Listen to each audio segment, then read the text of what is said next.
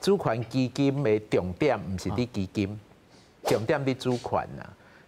那要安怎用基金的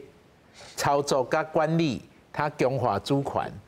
想讲，咱来看这挪威上早的一个当然叫做退休基金，全世界上大的主权基金，但伊一开始是因为挖到石油，北海挖到石油，伊这石油的钱呢，有塞卡，伊发觉讲，伊爱去处理的是，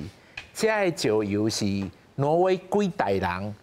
包括着后代子孙所需要的，所以成立一个这的主权基金。尾啊，等甲钱足侪了后，伊发觉讲，我留互伊钱，我发觉讲世界变较歹，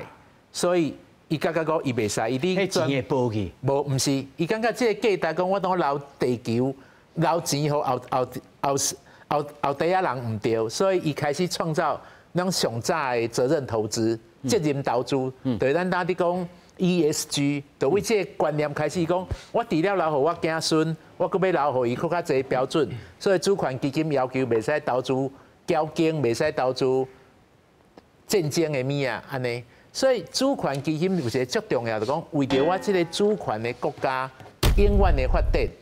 我用我现主时给出来的钱。你看像杜拜，伊选择就无共嘛。阿布达比因感觉讲，因去投资服务业，因当换投资半导体，就是因感觉石油一讲无，为着因后一代的发展。台湾同款，台湾这久以来出口给出来的钱。要不然，为着维持汇率的稳定，咱拥有这些外汇存底，都无咧用。啊，这外汇存底咱拢收上基本的利息，但是咱无甲伊做来这思考讲未来它做什么款对咱的主权有帮助。举例来讲，拄像几个老师拢有讲到，咱唔是买台积电啊，咱是买艾斯摩尔啊，咱是买国家伊的前端，咱来买甲伊的当属会有咱的代表，咱来去买洛克希德马丁公司。军工产业呢？咱军工产业，咱若是爱有一个，后港 F16它做来为咱台湾做较好，咱那较有控制权。没有咱买无？不，这拢公开上市的。对啊。但问题是安尼，投资有三个要求，一是我希望足短的时间，我希望足悬的报酬，我希望足低风险，这三个是无可能当时存在。但是你就是用主权的力量。比如讲，咱看到全世界主权基金两种，一种拿外汇部分，就是由央行的外汇存底拨一部分，伊本来是用公债方式去持有，伊当换做持有特定公司的股票，登记来持有，这是伊改变掉伊的资产配置。国内部分，国内资产就是财政部爱发债。咱看到中国，其实中国主权基金足侪，伊用国开行的力量，一带一路足侪拢是用发债来做伊的国家政策目的，伊要做全人类共同发展，伫非洲伫倒位伫走，所以咱台湾爱去想讲，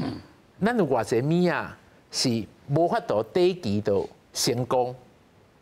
但是长期足重要的，主权 AI 也是啊，台积电的。原物料的保障最重要，台积电的机台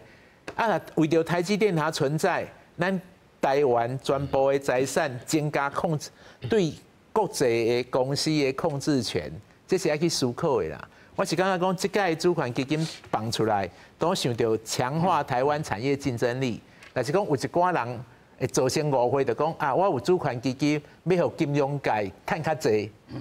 唔是，迄是爱互咱这主权的。财产它赚较济，啊留互后代啊，啊，这个部分就是爱讨论。